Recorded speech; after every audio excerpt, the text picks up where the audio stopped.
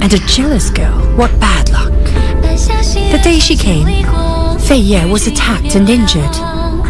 What will come next?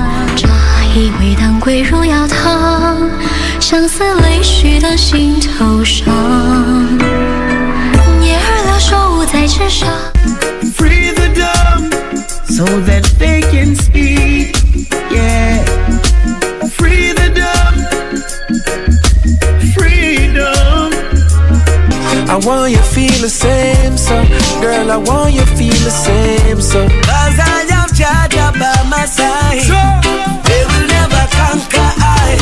Leave people business alone. Leave people business alone. Hide me in your rock, oh yeah, protect me from my enemy.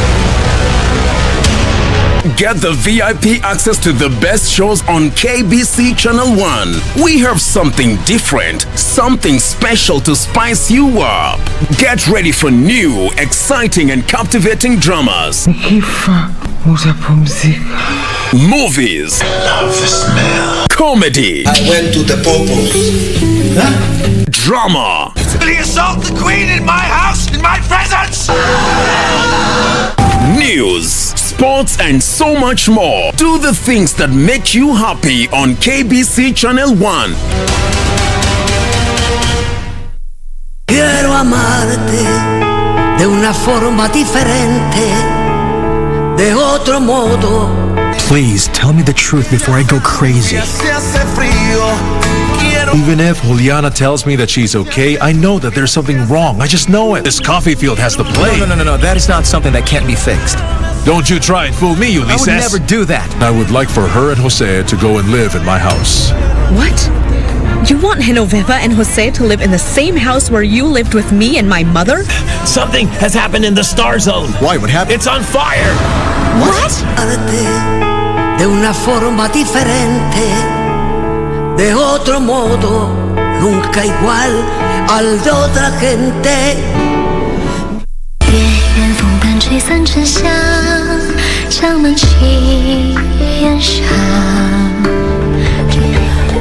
I've got to hide this now.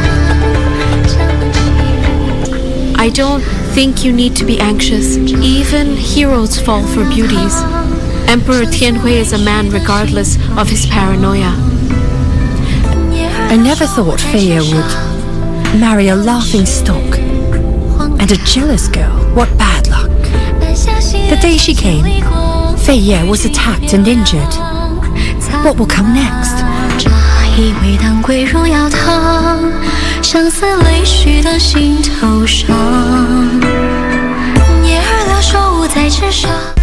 Free the dumb so that they can speak. Yeah. Free the dumb. Freedom. I want you feel the same, so girl, I want you feel the same, so cause I am Jaja by my side. They will never conquer I. Leave people business alone. Leave people business alone. Hide me in your rock, oh yeah, protect me from my enemy.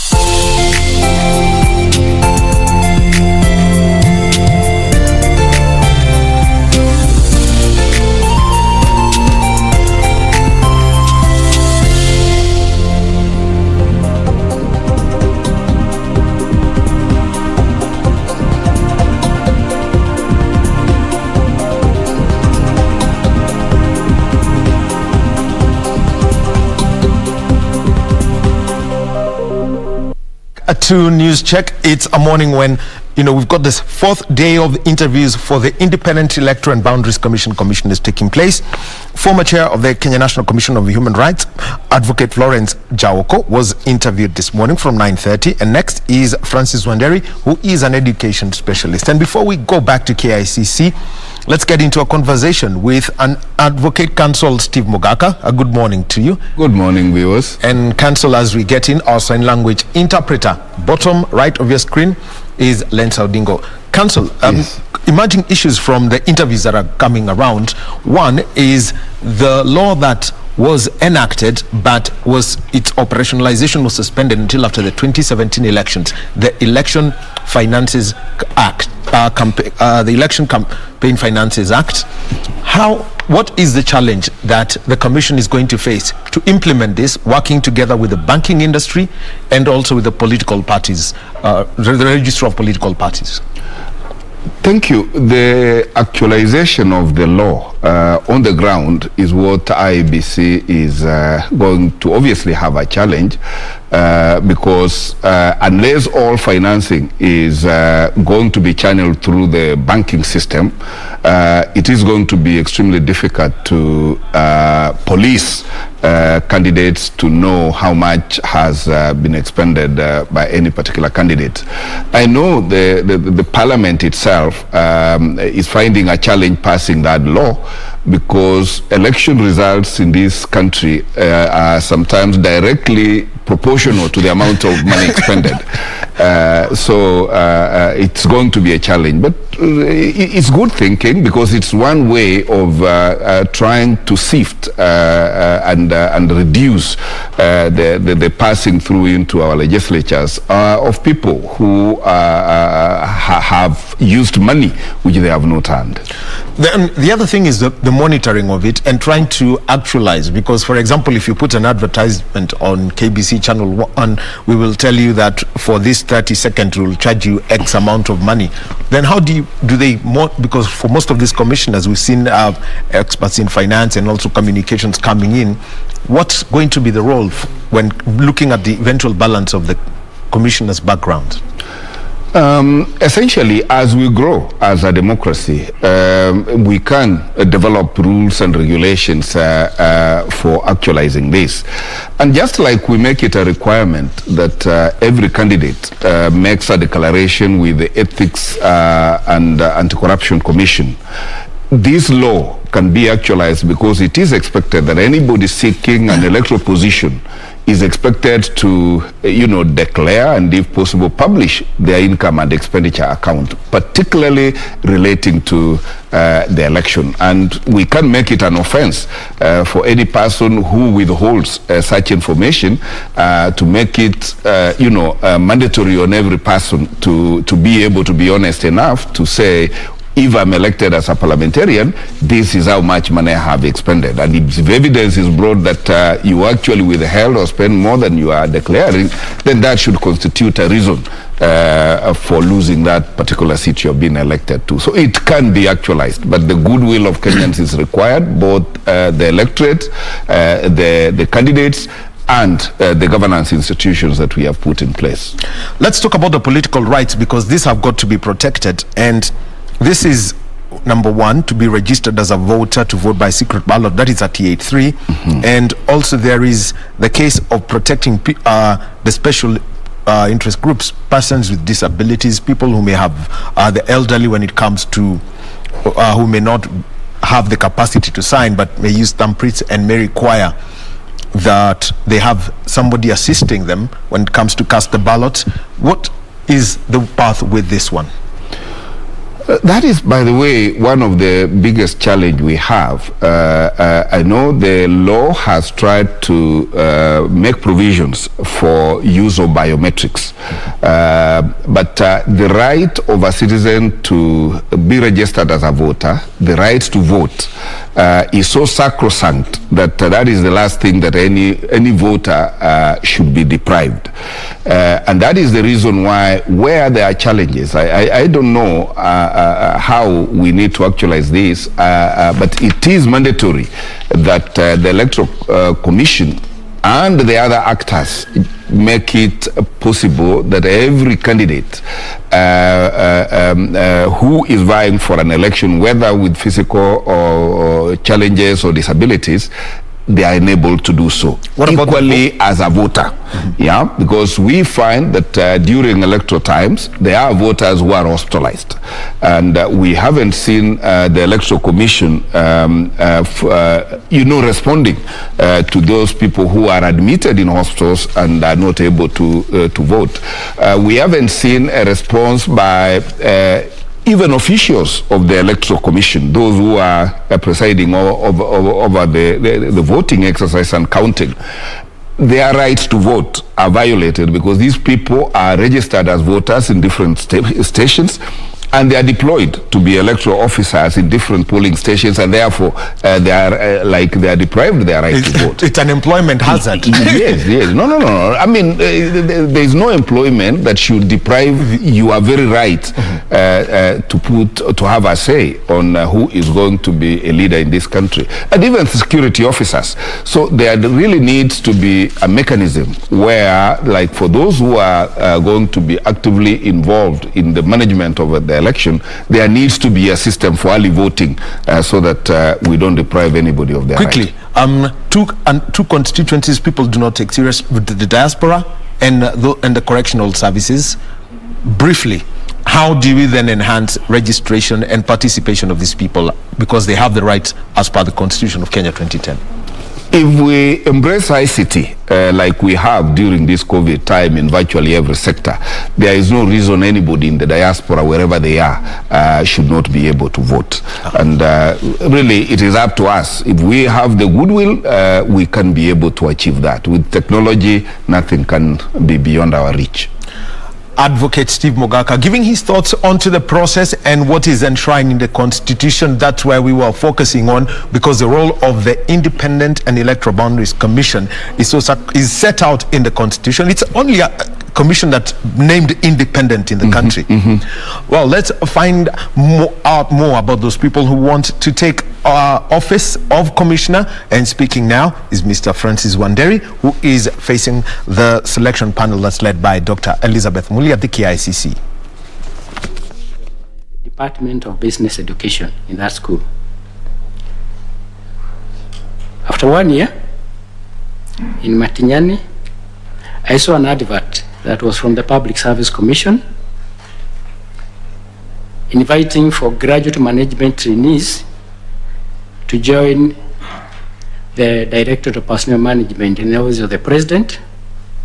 I applied and I was successful among others, and we were taken to Kenya Institute of Administration to train for 1 year as graduate management trainees.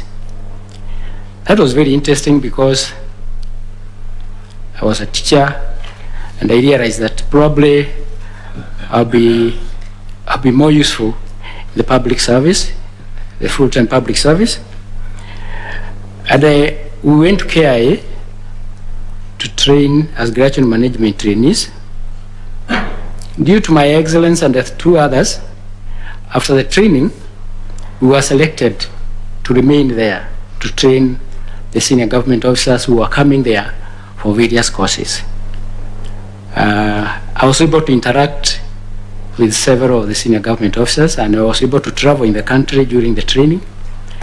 And it is at that time, when I was KIA, that because of our performance, me and three other members of staff were given the scholarship to go to do a master's degree in the US.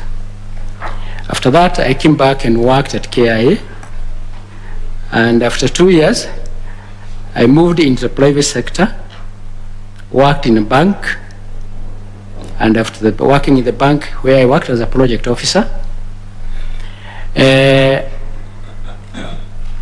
then left the bank and I went to work at Amref as an administrations manager. I worked in Amref for about 5 years. After working in Amref, I went to the private sector full-time as a management consultant, and ventured in real estate as well. After that, I continued with the management consultancy business and real estate until when I went back to work in the public sector at IEBC as a director. That was around 2003.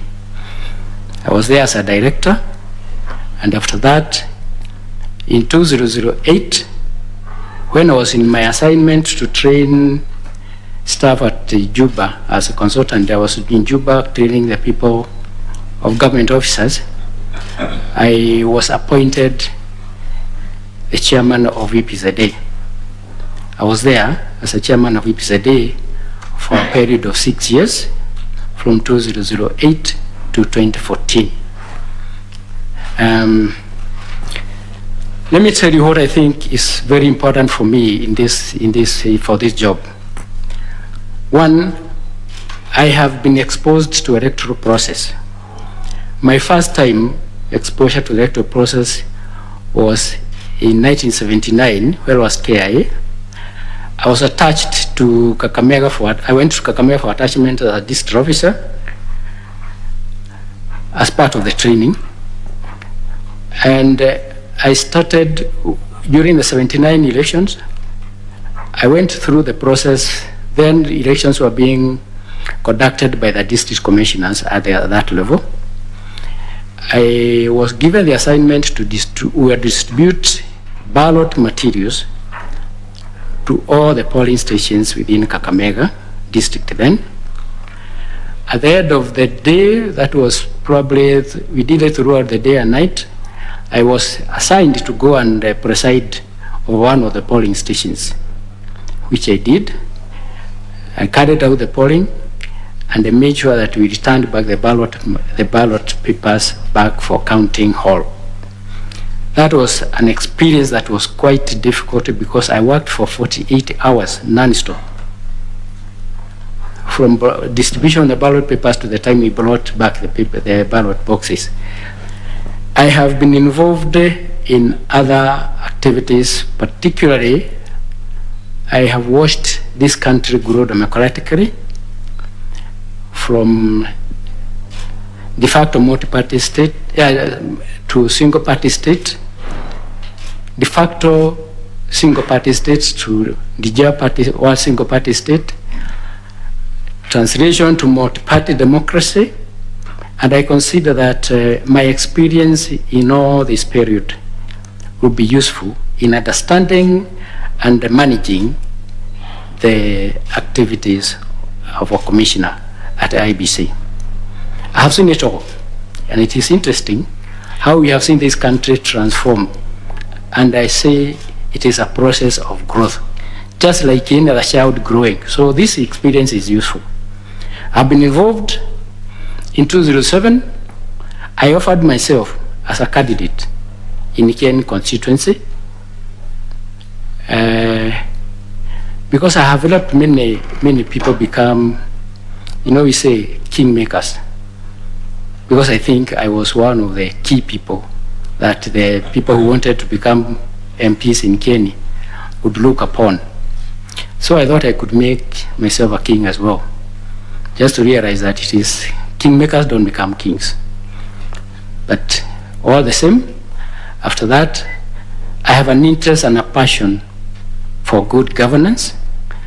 I have an interest and passion for transparency and accountability, and those are the issues that I have learned and practiced, and that will be useful.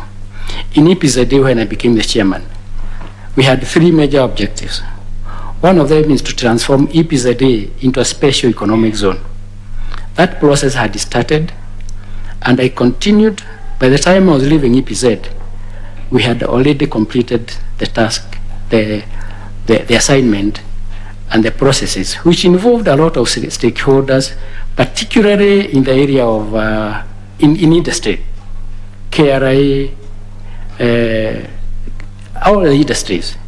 And I'm happy that today we have an EPZ. We have Special Economic Zone Act, which was through our big effort with the then MD. The other thing, we wanted to make EPZA a self-reliant organization. Since inception of EPZA in 1990, EPZA was always getting money from Treasury. Our objective was to make the institution self-sufficient and, if possible, be able to give Treasury a check at the end of every year. And at that end, we worked very hard to identify what resources we had. And one of the major resources EPZ had was land. EPZ had 1,000 acres of land, and by by the time I joined there, less than 30% of it was being utilized. So we were looking at how do you utilize our assets. And this was in line with Vision 2030. Because at that particular time, I remember very well, we went to a workshop on Vision 2030, and we were told, utilize the resources that you have to be self-sufficient as an institution. And we identified 3 areas that we could do that through our strategic plan. One, there was land set aside for housing at EPZ from the master plan. And we thought we could look for partnership to do that work. The other one was a commercial area, which was set aside to be developed as a commercial area. And they looked at how we can partner on PPP basis to be able to develop it. The other one was the land, another big parcel of land, which we thought we could request the government and other government agencies whether you can convert it into a commercial enterprise where the enterprises in that area were not going to be restricted solely as with the EPZ Act.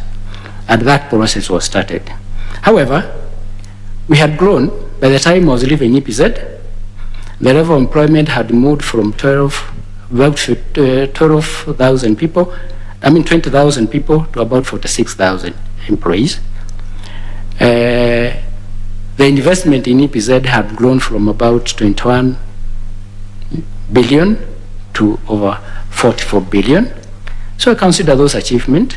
And those were done through proper leadership. I can say during my time as an EPZ chairman, not a single day did we ever decide issues of the board and management through votes. I'm a consensus leader, I'm a strategic leader, and I'm transparent. Thank you, Madam. Thank you so much, Mr. Wanderi. You are a registered voter? Yes, I am. Okay. At which? The last time I voted at Kanyagia polling station in Ikeni.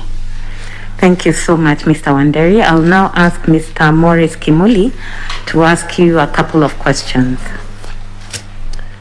Mr. Wanderi. Yes. I just need to start by reminding you, you said kangaroo is the lions of Embu. I want to remind you now the cliche is about Yumbisi, a mixed day school in Kitui, where I went. It's no longer lions. Yeah, that is in Kitui, not Embu. Now, that's nice to hear. Help me understand you better. Mm-hmm. You said that you went into a seminary with the intention of being a priest. Yes. Now, I'm looking at priesthood, and I know that by their very nature, a priest is supposed to walk the straight and the narrow. Is supposed to exhibit high standards of decency and morality. Mm. Is also supposed to be a mentor and a leader and to teach the gospel. Mm-hmm. And needless to say, he is supposed to be celibate. Now, what aspect of priesthood defeated you to enable you to say that it was not your calling?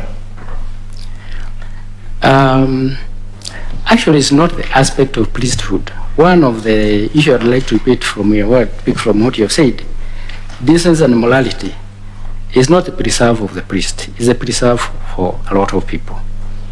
So I looked at it from a point of view that I felt that as the firstborn in the family, because I'm the firstborn, and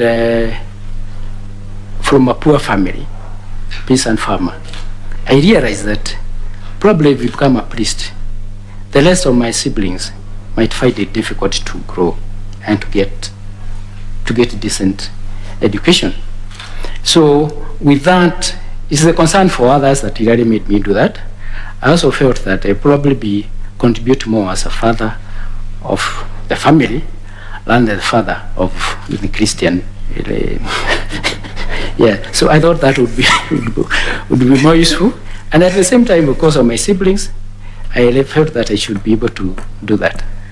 So, but what I know is that out of my experience at seminary, I carried out Christian values, which I had started because from my parents. That's all right. I get it. Now, you also said that you worked as a presiding officer in one election. Is that so? Yes. You say that you worked for 48 hours. Yes. Generally, that comes with a lot of fatigue. Yes. And you could, when you're tired, you could make mistakes. Do you think it is permissible for the IEBC to be allowed to make some mistakes as a result emanating from the fatigue of their officers? The reason why this happened, let me repeat a little bit, is because when we started distributing the votes in the morning and went out almost throughout the night, the following morning, the district commissioner realized that one of the stations did not have a presiding officer. I get that. So what I'm saying is, I've also worked as a PO. Yes. I know we work for long hours. Yes. Long hours. Correct. So what I'm asking is, if you are a presiding officer, yes, you actually don't sleep because you finish the counting, and sometimes those days you will be required to carry the boxes to go and report at the constituency tallying center. Correct. And you don't get to sleep. Yes. Do you think there should be an excuse to IEBC to make some mistakes and have some irregularities in the voting results because of fatigue? No, I don't think so. I would imagine that the systems and the structures are not, that are in IEBC, are such that work distribution is well done. People can make mistakes because error is to human, but not because of fatigue. It should be for other reasons, because fatigue could be there, but under the circumstances at the IEBC, I would imagine that there's proper distribution of functions and duties, such that nobody should feel, okay, during the election time there is pressure. That's when mistakes happen, because of pressure. And probably poor coordination. So my question is, sir, does the law excuse irregularities on election day? No, it doesn't. You are sure about that? You've offered yourself for election? Yes. Will the courts normally, ordinarily nullify an election just because there were irregularities? They are within the law. Within the law? Yes. So if there is one irregularity in an election, the court will nullify? No. It is according to my understanding of the electoral law. Yes. Those irregularities, unless they constitute factors that make the votes invalid, they should not be the election should be upheld. The irregularity should affect the results, the outcome of the election. The outcome of the results, and that is in Section 83 of the Thank you very much. Act. Now, in your case study, sir, when you were answering this question on dead voters, you made a proposal, and I want you to defend it. You said one way of dealing with 2 million dead voters found in the voters register is to have IEBC advertise the 2 million US voters in the Kenya Gazette and in 2 dailies of national circulation. Was that you? I'm not sure. You can read for me what I wrote. Well, that's exactly, I'm reading exactly what you said, because I have your... Okay. So do you think there is a framework for publishing a notice in the Kenya Gazette? And do you think that's the best way of dealing with dead voters in the register? You publish in the Kenya Gazette names of people, you publish in local dailies. I would like to add that when I was doing that case study, the first thing I said was that, first of all, is to establish the authenticity of that information as IEBC to see whether it is correct. If it is correct, we would liaise with the register of persons to be able to identify those members who are in the voters register and they are in the voter register so that we can update the voters register, remove the dead as part of the mandate of IEBC. So your suggestion was before you remove, yes, you need to publish their names in the Kenya Gazette. No. Before we remove the names, we'd have to seek the information and verify that information with the registrar of persons. You are aware that most of the deaths are not registered immediately? Yes. And at any one particular point in time, there will be dead voters in the register? There are actually dead voters throughout the election period, but there's a cut-off point, at least 3 months before the election. And therefore, we should clean the voters register before that time.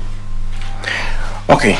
You also stated in your case study, sir, with respect to unregistered youths, and you said it is the responsibility of political parties to mobilize the youth. Do you know whose responsibility it is to ensure people register to vote? Yes. Before you are registered as a voter, you must get the ID. The work of issuing of ID is the responsibility of the registrar of persons.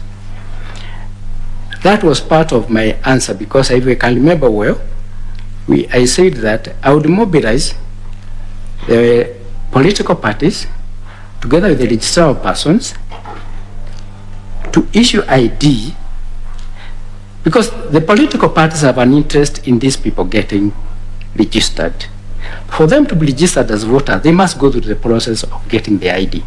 So I look at the whole span. The politicals can mobilize people to go and take the IDs, and then the IEBC would be there to register them as voters. So I was looking at it as a stakeholder involvement. So as a matter of law, yeah, I get it, it's a stakeholder involvement. As a matter of law, according to you, who has the principal responsibility to ensure people register to vote? It is the IEBC. It is the IEBC. And it is the IEBC that is supposed to design means and ways of ensuring people register. Yes.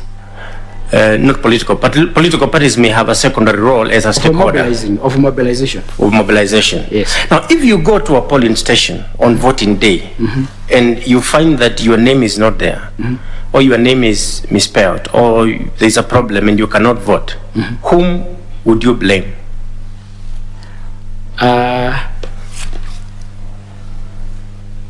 I would blame IEBC because IEBC's full mandate to register me as a voter.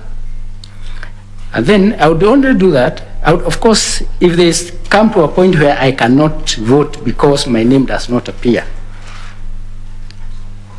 And if my name does not appear, then it is the responsibility of IEBC to have my name. And because there is a register, they must register that, the principal register that they have.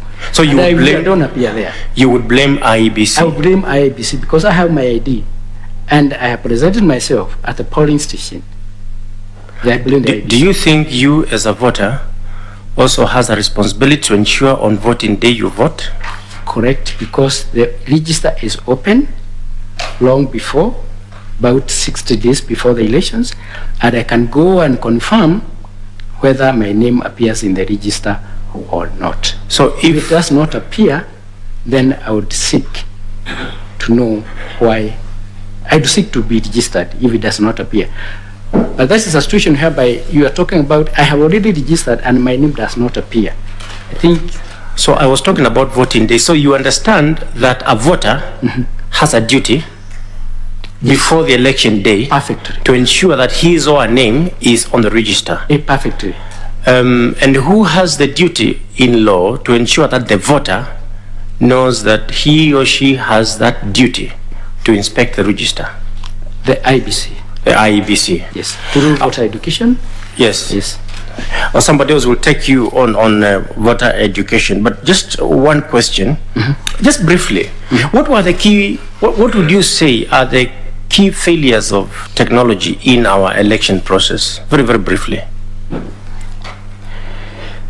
Basically, the key area of failure in our technology was, during the last election, was the transmission of votes through the technology that was through the technology that was one, and communicating that information, the election results, to the tallying centers.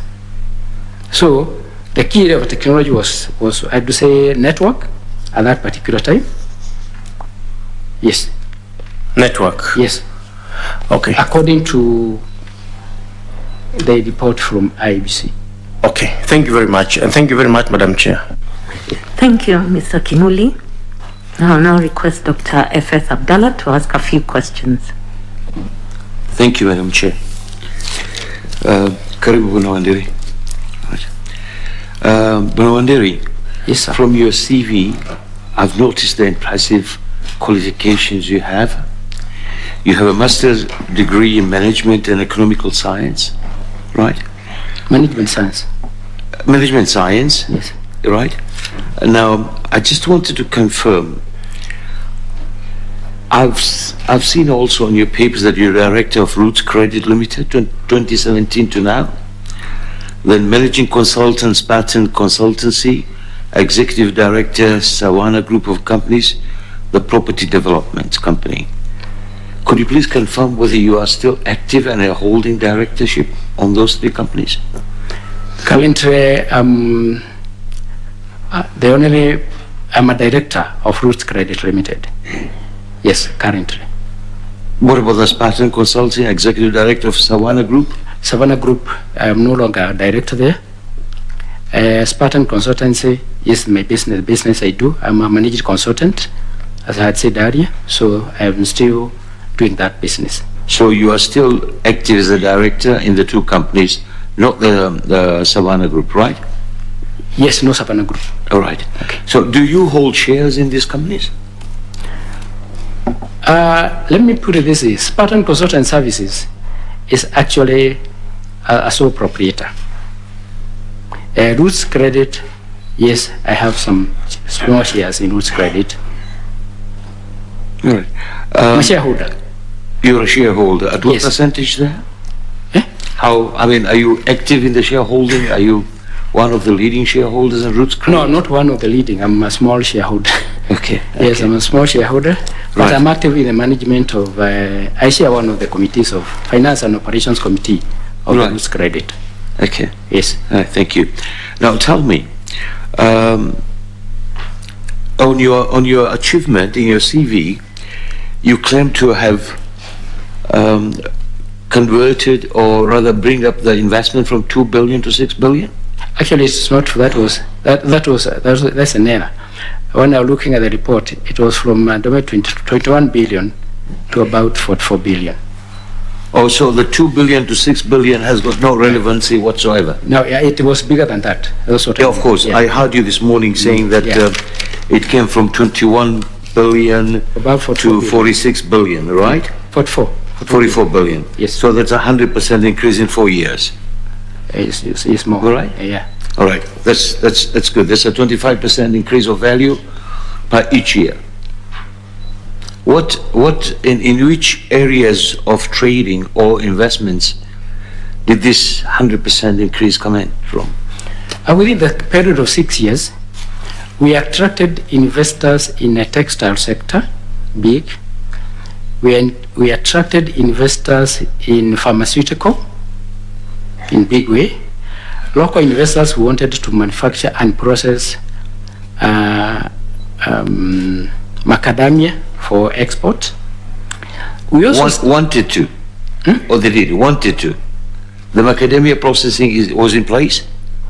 Yeah, it was a decision of the board and management. What I did there is I tried to make it seamless in terms of decision making. What I mean seamless is that all the management decisions that were made were processed quickly by the board. So if there are investors who wanted to come and invest within a day, the management would bring that information to the board, we process it, and they would proceed. So that is how we are able to even expansion of EPZ, which was known lightly from Athi River and Mombasa, and we were able to take it to other places like Kitale, in Mtwapa. So We did that, it was good. It was good. I understand, Mr. Andre, but that doesn't answer my question.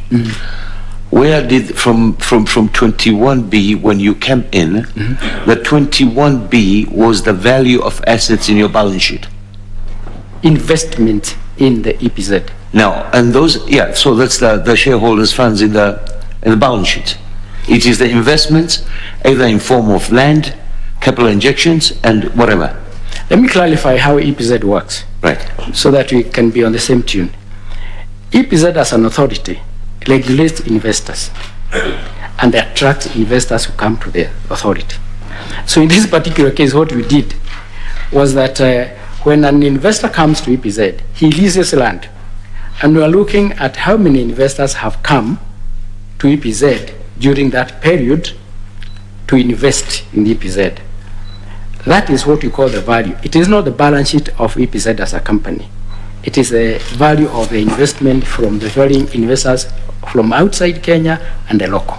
Thank you. Yes. So in that case, it's not increase of the assets, the balance sheet, it's an earning as a form of interest or rental.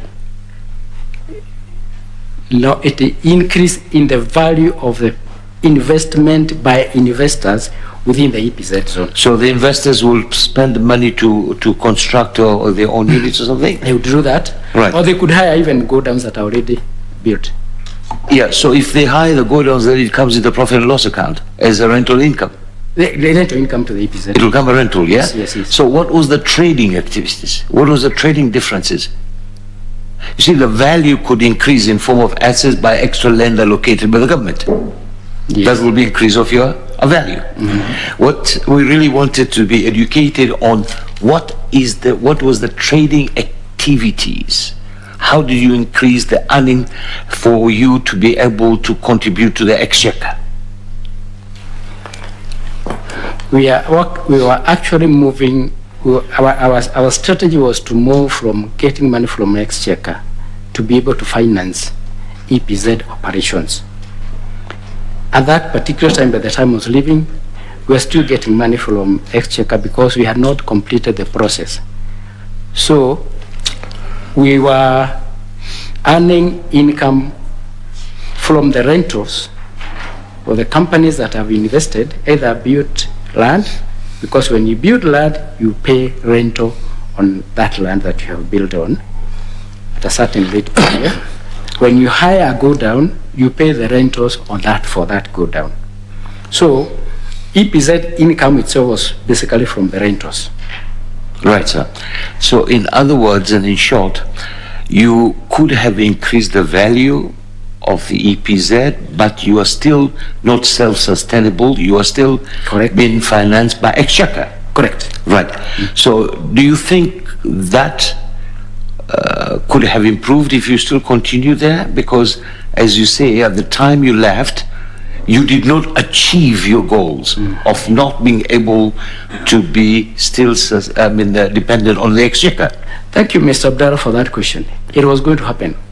It was? Yes, it was going to happen. Kenyatta International Convention Center, where the selection panel for 4 new commissioners of the Independent Electoral and Boundaries Commission are holding interviews, and the person who is being interviewed right now is Mr. Francis Wandera. He's a former director of the Export Processing Zones Authority. He has a Bachelor's of Education, plus he has also studied education management, and he's ventured into business. He is now being interviewed by Dr. Faradim Abdallah, who is one of the members of that selection panel that's chaired by Dr. Elizabeth Muli. My name is Daniel Wahome, and a very good afternoon to you. We continue with conversations around what's happening today, and together also with our guest in studio, we've got Counsel Steve Bogaka. Our sign language interpreter is Lensa Odingo. News stories that are going on besides what we've got what we were watching right now. There is the launch of a book, Beyond Politics. This is a conversation with the governor of Meru County, the Honorable Kiraitu Murungi, and this was put together by veteran journalist Jerry Rogene. That book is being launched today, and the Speaker of the National Assembly, the Honorable Just Muturi, is the chief guest at that event. Governor Muturi will be launching that book, Conversations About the Politics in the Country, by the Honorable Kiraitu Murungi, who is the governor of Meru County, and most of the editorial work done by veteran journalist Jerry Rogene. Also happening at the High Court, we've got the murder case that involves Migori County Governor Okoth Obado, and this is happening right now. It's a matter that's being heard, and our reporter Sarafina Robi will be giving us updates as the prosecution has started presenting its witnesses in the case, including the Chief Government Pathologist Johansen Oduor is among the witnesses who have been, giving their evidence, the prosecution side of the story this morning. Let's now get back to the conversation of the key story that's going on right now. We shall be having the interviews, and after the interview of Mr. Francis Wanderi in the afternoon, we shall have former LSK Vice Chair Harriet Chigai, who is going to be interviewed by the panel from 2 o'clock. Now, Council, let's talk about some of the things that are coming out from these interviews, and everyone has looked back at the previous commissioners. Remember, you can basically say this is the third phase for the IEBC. When it was initially instituted, the team under Mr. Chebukati that was in charge of the 2017 elections, and now another body has got to do this. For you to apply for this job, it means that you've got to accept that certain aspects of your professional and at times personal life be brought to the fore, and how then does this place a heavier burden of the responsibilities of leadership on any candidate? Thank you. By the way, among the independent commissions we have in the country, the Independent Electoral Commission seems to be having a very relatively more critical role than other commissions, because the development of this country depends on the leadership that we put in place to manage the public resources in this country. And the bulk of those leadership, particularly in the legislature, whose primary role is oversighting the executive in the implementations of policy, the legislature therefore requires to be a very smart legislature. I dare say that a country is only as prosperous as its legislature can make it. And therefore, IEBC being the gatekeepers of who is it that assumes the legislature and the executive, they bear a more critical responsibility for the leadership that can take this country to wherever we want to be lies on their shoulders. And that is the more reason, therefore, that the person seeking to be commissioners in IEBC, first of all, must be beyond reproach. Caesar's wife. It must be beyond Caesar's wife, if you want to say so. And therefore, this is not a commission for any Tom, Dick, and Harry. And Kenyans and our select panel need to know that the prosperity and development of this country really, by and large, depends on how well IEBC do their job. And that job starts from who assumes office as commissioner, and thereafter who presides over the management of our election, because therein lies who is it that is going to lead the executive, who is it that is going to lead the legislature. And imagine the legislature vet virtually everybody who takes a position both in the judiciary and the executive.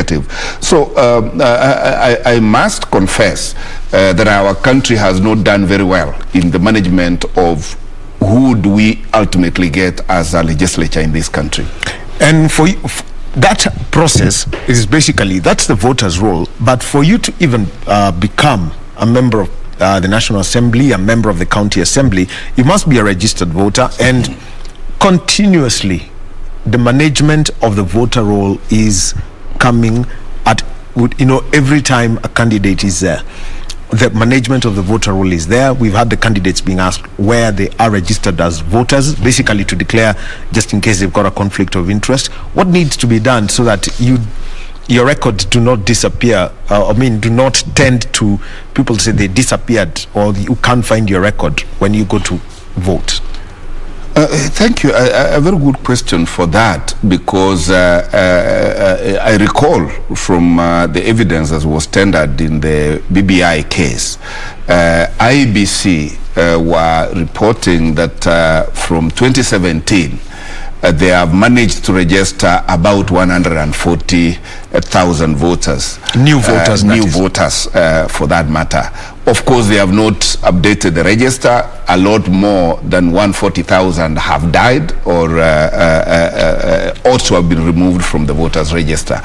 Meaning, if you ask me, judging by that alone, one gets scared on whether IEBC is actually doing its job, because one hopes that through the continuous registration of voters, we should have seen a deliberate effort, because those IEBC branches lying all over the Republic are doing nothing. The question then is, because before you blame the IEBC, because the IEBC can come and speak and pick counsel, kuja ujiandikishe, is the education part which is required of them by law. It's basically known as civic education. How much of it is continuously being done? And number two, is there a growing voter apathy? Quickly. No. Yes, for continuous voter registration to be meaningful, there must be continuous voter civic education. Of course, that is lacking also, and therefore we have a directly proportional less number of voters registered so far. And whatever it is, that is their business. But I know that there are budget problems like all government institutions. They have been having their commissioner poor. That is what they are in the process of filling now. But all said and done, IEBC, it should be continuously in the villages telling people they need to get registered, going to schools to see which children have attained voter registration age. That one does not require too much of them, but they don't do that. But also for us as citizens, we also need to wake up and be serious with our country and know that it is our duty to register as voters. It is our duty to present ourselves and vote for the people who can take this country where we want it to be.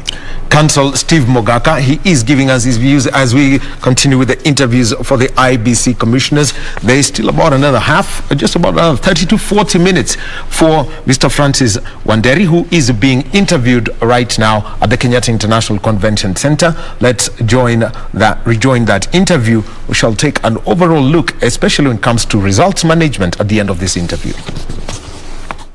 And the following money that was properly utilized. So I thought, but I realized that is not a good name and good work is not enough to win an election. Now, were you satisfied with the results? Yes, I was. Actually, I was satisfied. I did not appeal. I did not want to appeal. And I decided that I think I would be better and more useful doing other things for this nation and continuing to seek the position of a member of parliament. So I never tried again. Okay, now speaking of elections in Kenya being expensive, what will you do as a commissioner to ensure that what counts is ideology, policy of a candidate and not the deep pockets that a candidate has? You see, there is election Fund Management Act that was supposed to be introduced by IEBC in 2013. And I think it is again being introduced by IEBC for legislation. That could be one way, but yes, could be one way of doing it, to try to restrict the pockets of the candidates influencing and the parties influencing the decision of the voters. That could be one way. But there are many other ways.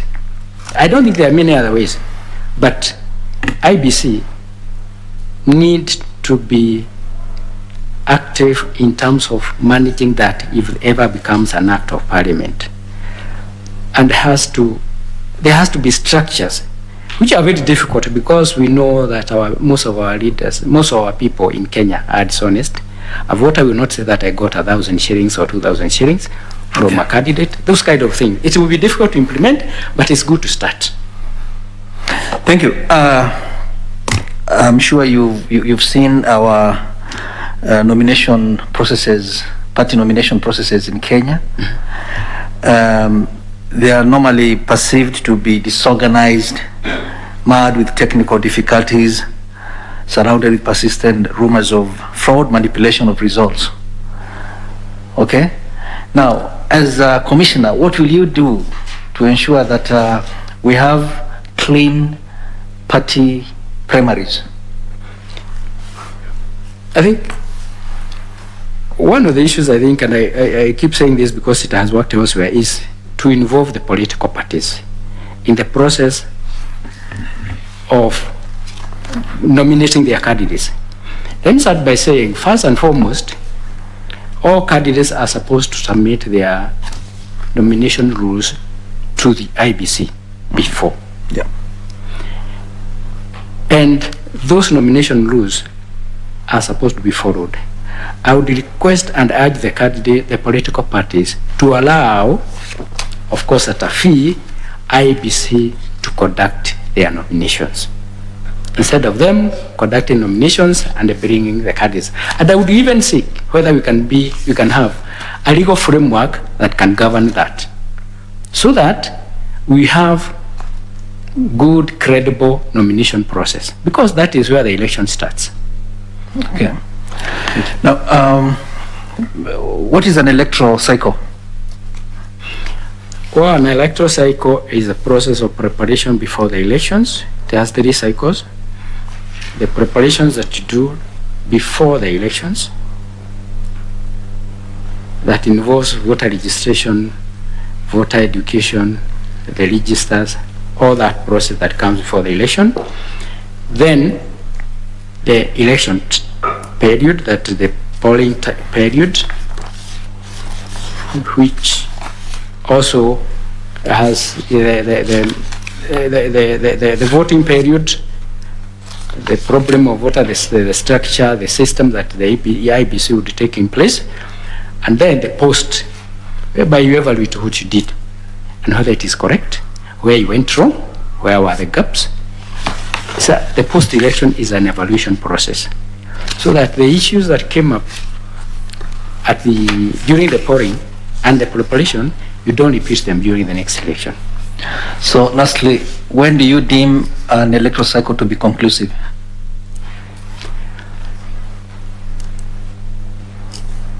After you have gone through the cycle, the three stages, and so what will inform that this cycle is concluded? After you have identified the gaps, you have identified the flaws and the areas that need to be improved.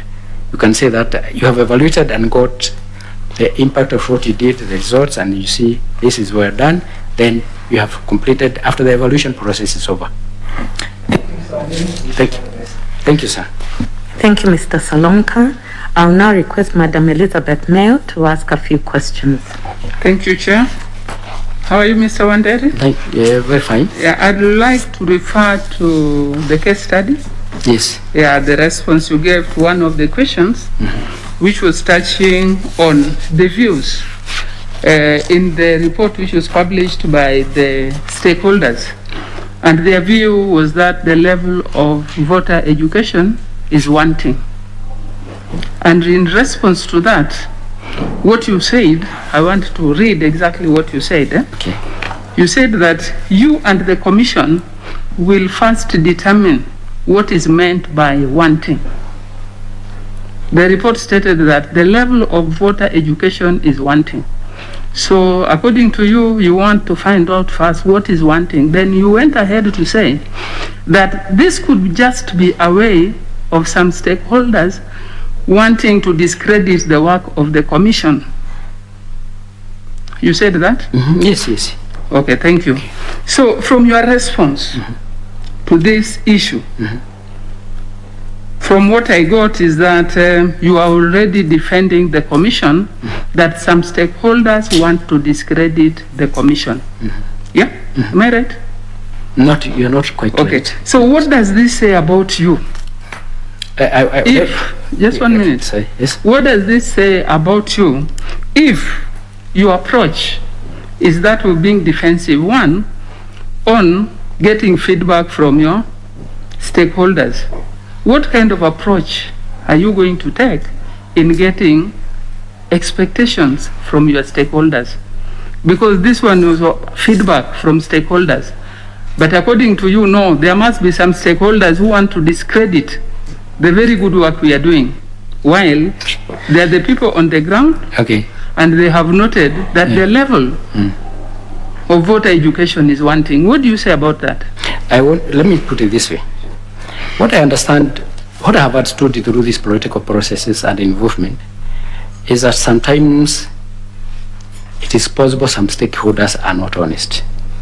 And that is what I mean by wanting to establish what do they mean by wanting. So I like to analyze issues.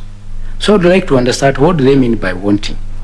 All right? So I would engage them to say, where are those gaps? That is what I meant. And my statement that I'm defensive is not that I'm defensive. I am analytical. Okay. I just want to know that this is a problem. How do you deal with it? And that is why I'm saying, once we have identified it is true that there are areas that have the gap, then IBC would take up the issue and do it. The good thing about the stakeholders is they give you feedback on their feeling. And it is very, very important in a political process to have this feedback properly delivered to you, analyzed, and then you act on it. I am not defending IBC. Yes. Thank you very much. Okay, thank you.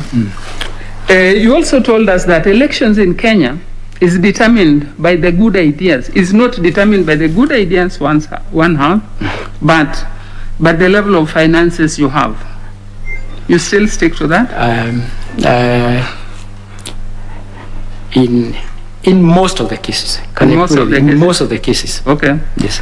Okay, now this brings us to the culture of expectation of handouts in this country. This has been identified as one of the challenges which actually is affecting voter education. If appointed as a commissioner today, how would you deal with the challenge of expectation of handouts?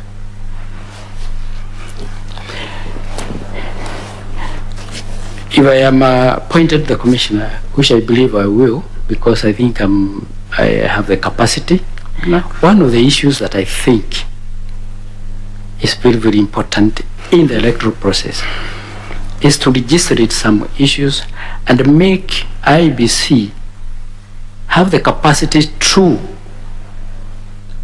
implement and punish. What we have today, and I don't know very well, but probably I start guided as well, in this republic, whether somebody has spent money beyond and he's seen dishing money to voters, I've not seen anybody being punished. So I would seek for interrogation between the enforcing agents, not interrogation, but I mean the support of the other government agencies, including the security, including any other government agency, to see that we engage and do a registration that will make somebody pay for bribing voters. It is there already, but enforcement is not happening.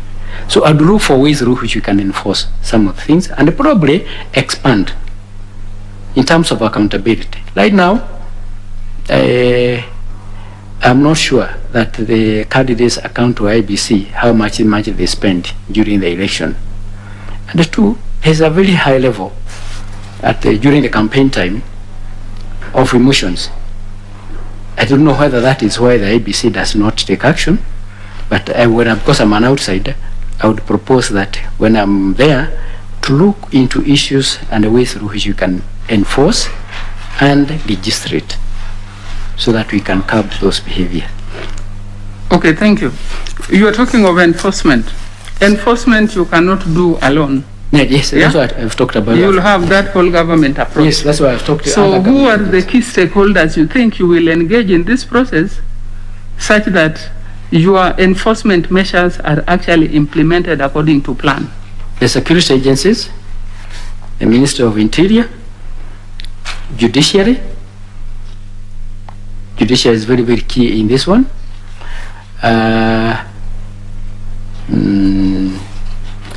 And the non-government organizations that can be of value. Non-government agencies. Okay. If you are to do that, how will you still maintain the independence of the commission? No, you do. Okay, you are looking at the way through which legislation can be done. Legislation would actually enforce the independence of the IEBC.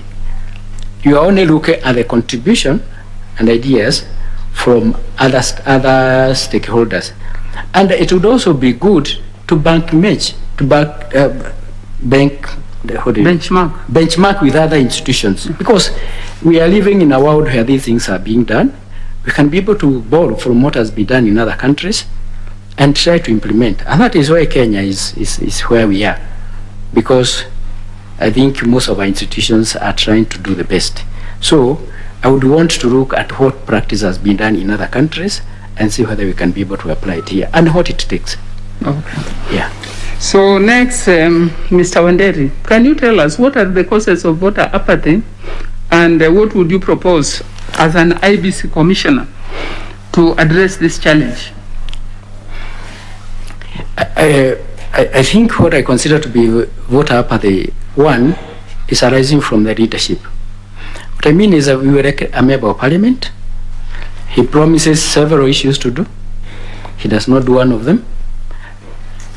Or he does just part of it. So I ask myself, why should I vote for him again? That is a major cause. The other one is particularly among the youth.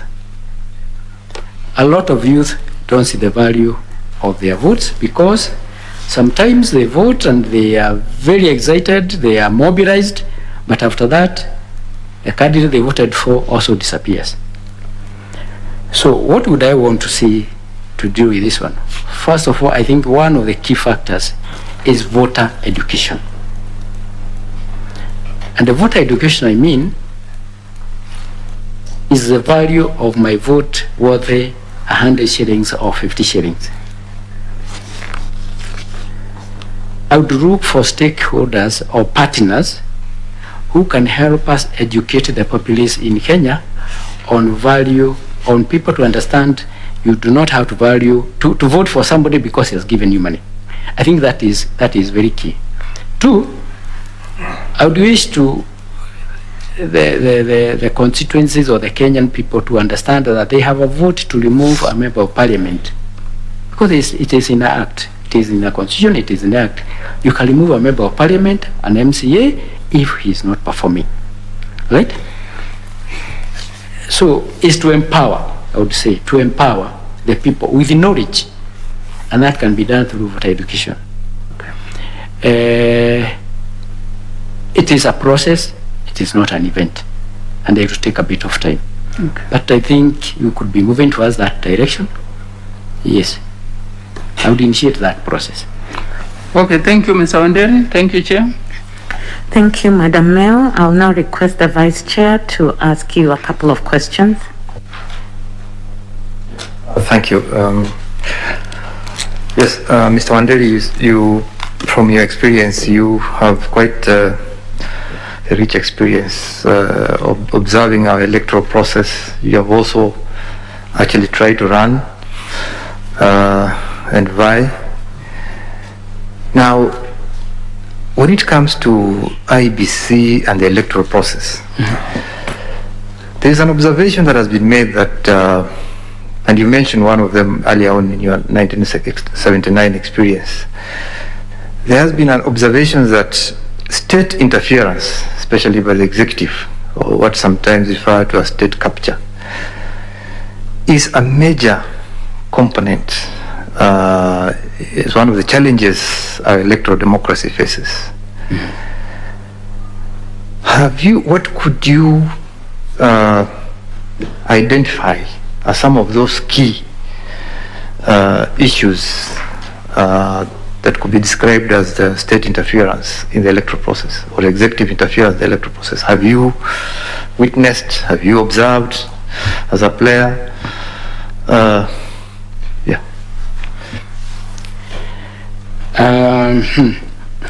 I'm not quite sure that I have observed, but what I have observed is what you call state capture. But I would like to say that political parties are formed to capture power. And at any particular time, there is a political party that will be in power. And that party that is in power at that particular time will have another party, which probably the second party that will be an opposition. During the elections, all those parties fight to capture leadership of the nation.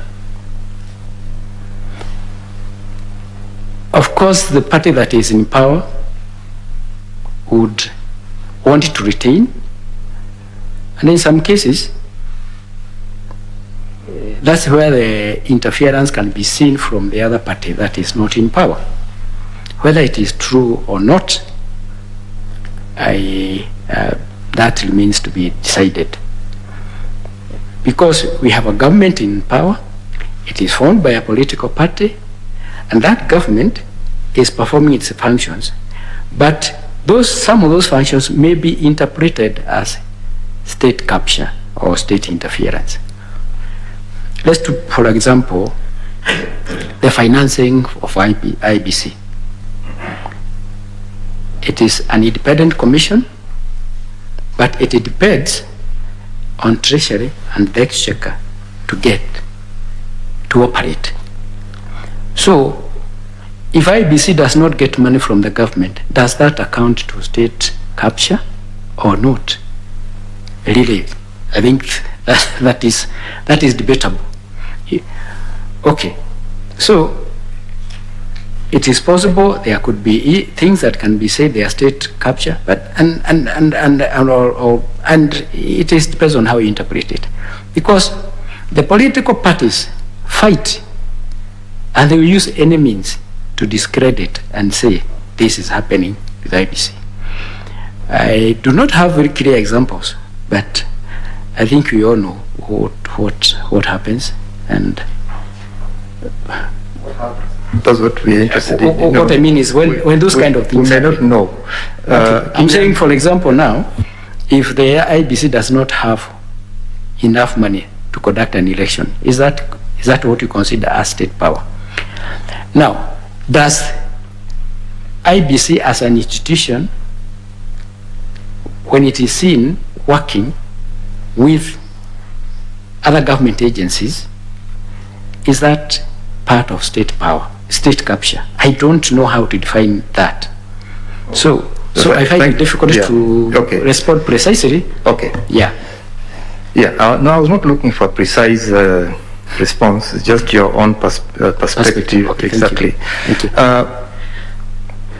From the registration of voters, from the issuance of IDs, you know who's responsible for that?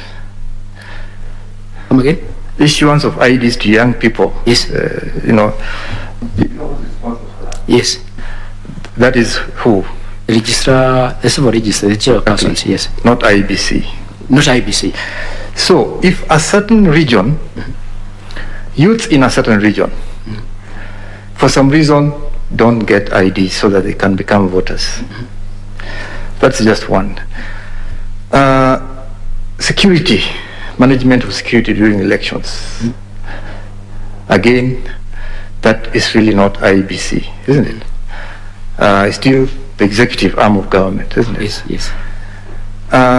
To what you have already mentioned, release of funds to IEBC, which has been a major problem Again, the executive has a very important role to play, isn't it? Yes. Now, all these things, now you're a commissioner. Yes.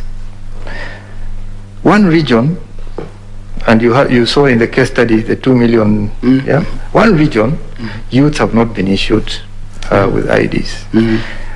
The other regions, everything is perfect. Yes. The budget for voter registration and buying of technology for elections is not released for some reason or another until the last 6 months. During elections, you're not in control of security. Yes. So in some regions, chaos is allowed to happen, while some regions, things are fine. How do you handle this kind of matters? Let me start by registration of issues of ID cards to the youth. In the Irregularities report, it had proposed that by the time somebody gets the ID, he should also get the voter's card. And I'm not sure that has taken place yet. As a long-term solution, I would look at the way through which we can engage those two bodies, so that by the time you get your ID, because by the time you get your ID, you also get you're registered as a voter. Let's assume, Mr. Wanderi, let us assume this is happening in 2022. You are a commissioner, you're supposed to make decisions regarding those difficult situations. Okay.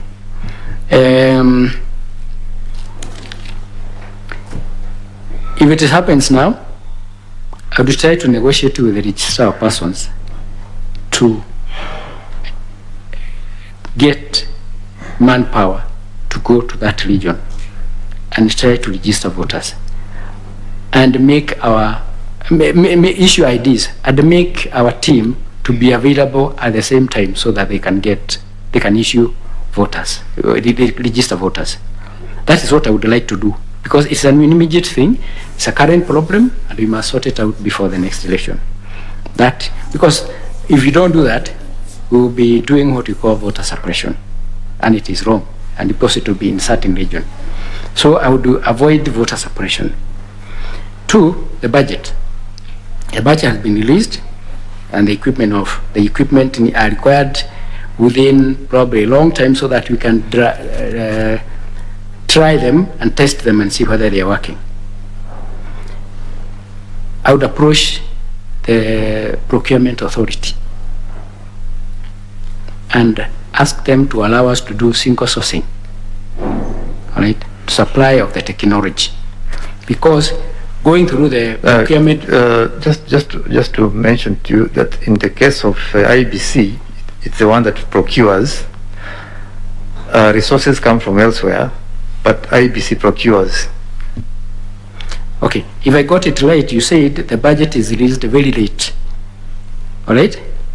And what I see, if the budget is released very late for procuring the technology, it means that going through the whole process of procurement will take a bit of time, and we may run out of time to have everything in place.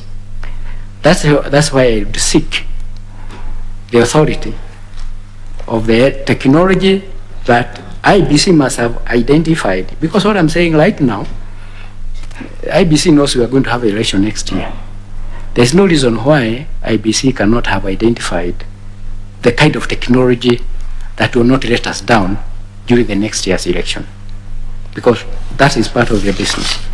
So I would imagine that if the budget is coming in late, I would look for ways through which we can get the technology within the shortest time possible without going through the wrong procurement processes, because that can delay. Because we can go through the procurement process and then you have people going to court and saying that has not been done, what. So with the authority of the procurement authority, we can be able to have the technology in time. Security is a major issue. And security is a major issue. You know, IEBC does not have its own askaris, does not have whatever, it has to depend. I think this requires negotiation skills of the commission to negotiate. And because even the government of the day wants secure elections, I don't think there's a government of the day that wants to disrupt the elections. I think the government of the day wants secure elections. So we can negotiate. I would engage the security agencies or the leaders of security agencies, the Minister of Interior, the police, and whoever else, on a one-on-one negotiations to see what we can do. And I will not do it in secret. I would want to publicize so that the Kenyans know that we are doing something about it. Yes. Now, just the final one. Okay. A very simple scenario. You are a commissioner. You are the one responsible for the committee on stakeholders, especially on water education. You are in the middle of a meeting. You have 4 groups waiting, 3 groups waiting. One is a group of stakeholders from the coast. They traveled overnight to come and see you. 2 is a group of women voters from Mathare. 3 is a group of physically disabled people. They've come also to see you. Then in the middle of the meeting, while you're going through all this, a delegation of senior government officials arrives, led by the Minister for Interior. And the PA comes to you and says, Commissioner, we have this mission here by the government, senior mission by the government. They want to see you. The minister, the cabinet secretary has to go to other meetings. How would you prioritize your engagements, given that you have this other also people waiting to see you? How would you prioritize your...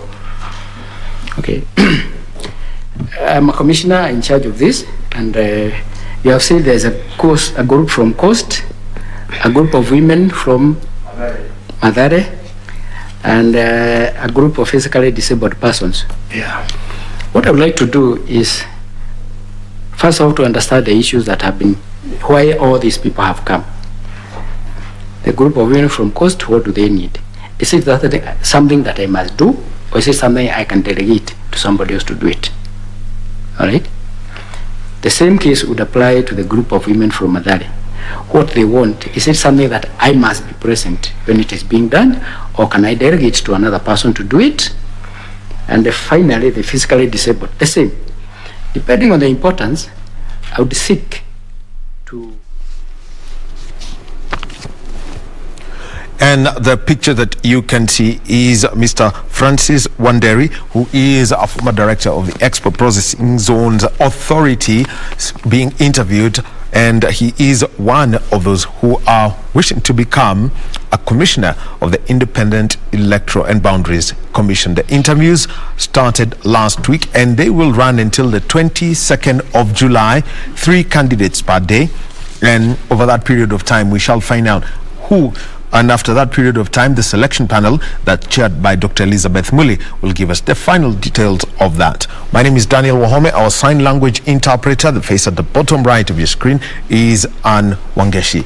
And as we close this conversation around the interviews, I'm with Council Steve Mogaka. And Council Mogaka, something that keeps on coming up again and again and again is what we mentioned before.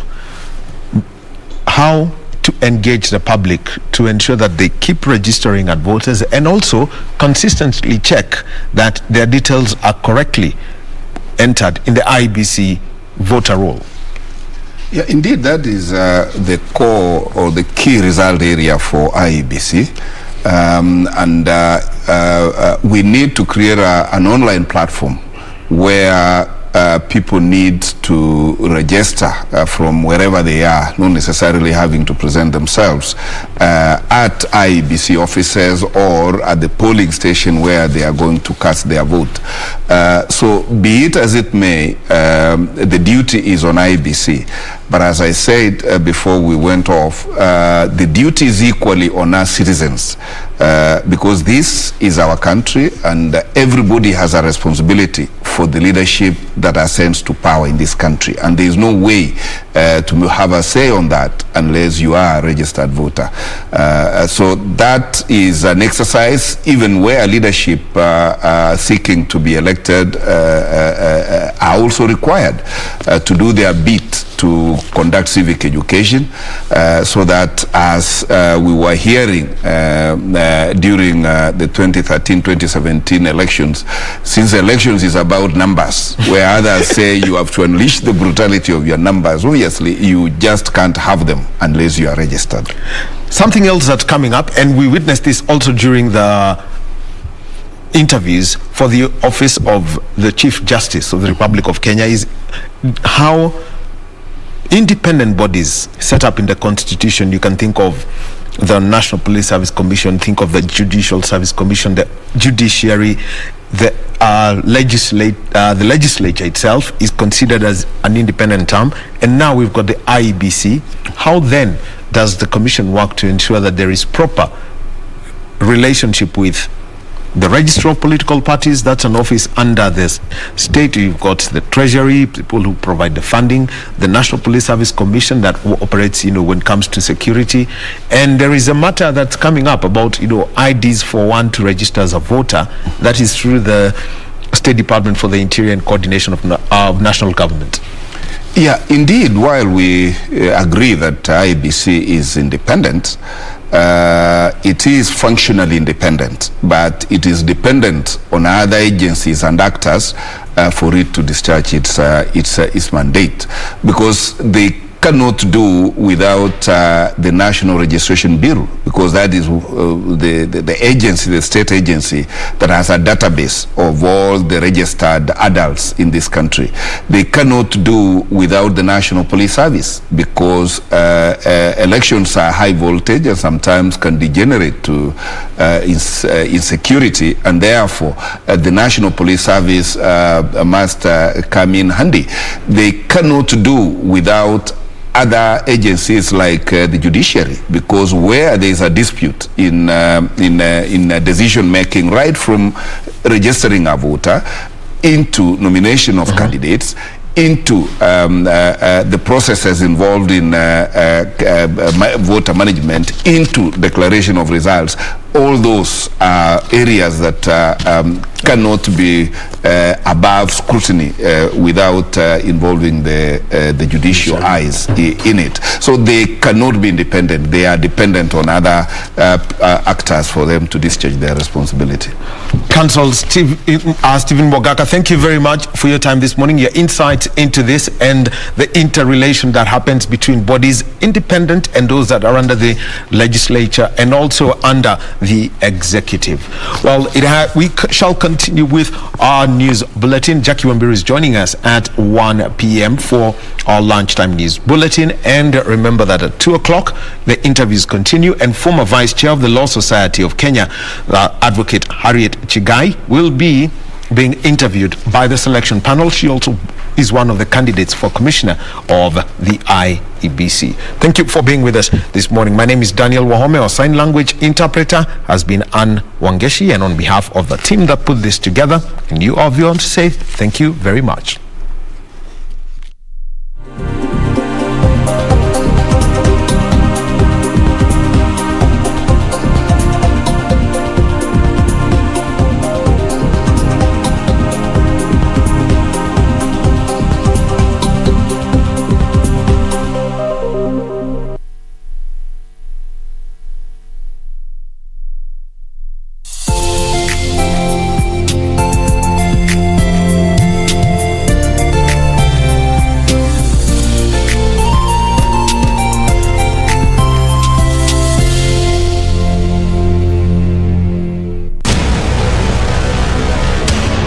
Get the VIP access to the best shows on KBC Channel 1. We have something different, something special to spice you up.